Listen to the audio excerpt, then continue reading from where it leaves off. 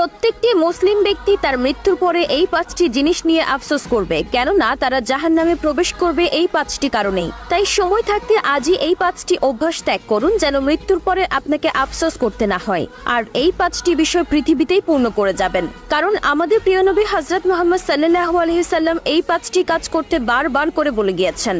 কারণ প্রত্যেকটি মানুষই মৃত্যুর পরে এই 5টি আফসোস করতে থাকবে। প্রিয় দর্শক, আপনি যদি আল্লাহকে ভালোবাসেন অবশ্যই আলহামদুলিল্লাহ এবং এই ভিডিওটি শেয়ার করে প্রত্যেক মুসলিমকে জানিয়ে দিবেন, আপনার ঈমানের দায়িত্ব পালন করা হয়ে যাবে ইনশাআল্লাহ। প্রিয় দর্শক, চলুন বেশি কথা না বলে শুরু করা যাক আজকের এই গুরুত্বপূর্ণ ভিডিও। মৃত্যুর পরে মানুষ যেই 5টা বিষয় নিয়ে আফসোস করবে তার ভিতরে 1 নম্বরে রয়েছে আল্লাহ তাআলার সাথে শিরক করা। শিরককারীরা আফসোস করবে আর বলবে, আমি যদি আমার রবের সাথে কাউকে শরীক না করতাম তাহলে আজ আমার এই হাল হতো না। প্রিয় নবী হযরত মুহাম্মদ সাল্লাল্লাহু আলাইহি সাল্লাম বলেছেন, আল্লাহ যাকে ইচ্ছে তাকে ক্ষমা করে দিবেন এবং যে কোনো অজুহাতে তার বান্দাদের মাফ করে দিবেন, কিন্তু শিরককারীকে কখনোই ক্ষমা করবেন না। তাই শিরক করা থেকে বিরত থাকবেন এবং অন্যকেও শিরক করার ভয়াবহতা সম্পর্কে জানাবেন। 2 নম্বরে মৃত্যুর পরে মানুষ যেই আফসোস করবে তা হলো, হায় আমি যদি মাটি হয়ে যেতাম।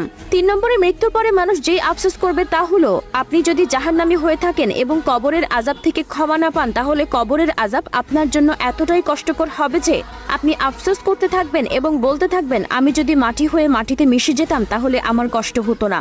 কিন্তু আফসোস মৃত্যু একবারই হয়। 3 নম্বরে যে বিষয় নিয়ে আফসোস করার কথা বলা হয়েছে সেটি হলো, আমি যদি পরকালের জন্য কিছু করতে পারতাম।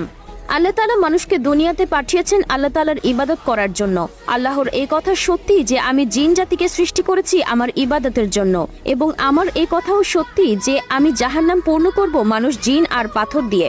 আল্লাহ তাআলা আমাদের সকলকে জাহান্নাম থেকে রক্ষা করুক। আল্লাহ তাআলার পথে চলার চেষ্টা করবেন এবং তার ইবাদত করবেন এবং পরকালের জন্য সঞ্চয় করবেন। 4 নম্বরে মৃত্যুর পরে মানুষ যেই বিষয় নিয়ে আফসোস করবে তা হলো তার আমলনামা নিয়ে। রাসূলুল্লাহ সাল্লাল্লাহু আলাইহি সাল্লাম বলেছেন, নেককার মানুষকে তার আমলনামা ডান হাতে দেওয়া হবে আর জাহান্নামী ব্যক্তিদের আমলনামা পেছন দিক থেকে বাম হাতে দেওয়া হবে। তখন মানুষ আফসোস করবে নিজের আমলনামা দেখে এবং তার আমলনামায় তার যাবতীয় জীবনের কর্মগুলো উল্লেখ করা হবে, যা তার জন্য জাহান্নাম হওয়ার কারণ হবে। 5 নম্বর এবং সর্বশেষ যে বিষয় নিয়ে আফসোস করবে সেটি হচ্ছে মৃত ব্যক্তি আর বলবে, আমি যদি তাকে বন্ধু না বানাতাম। দুনিয়ায় একটি কথা প্রচলন আছে, আপনি যদি 5 জন ডাকাতের সাথে সম্পর্ক রাখেন 6 নম্বর ডাকাত আপনি হবেন, এবং আপনি যদি 5 জন আলেমের সাথে থাকেন 6 নম্বর দিনদার মানুষটি আপনি হবেন। তার মানে আমাদের জীবনে এমন বন্ধু বানানো যাবে না যে বন্ধু আমার জাহান্নামের কারণ হবে। সঙ্গদোষে হয়তো জীবনকে বেখেয়ালে কাটিয়ে দিবে, কিন্তু পরকালে যখন আল্লাহর সামনে দাঁড়াবেন তখন আপনার আফসোস হবে। আল্লাহ তাআলা আমাদের সকলকে সঠিক বুঝ দান করুক এবং যতদিন বেঁচে থাকবো ততদিন প্রিয় নবীর দেখানো পথে চলতে পারি সেই তৌফিক দান করুক। আমিন।